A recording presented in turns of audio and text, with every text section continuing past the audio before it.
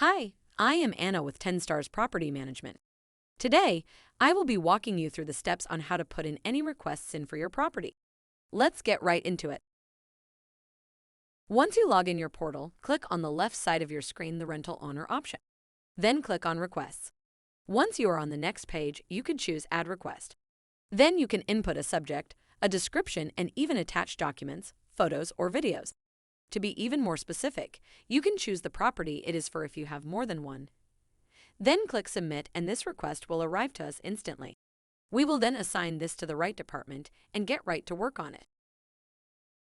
There you go, folks.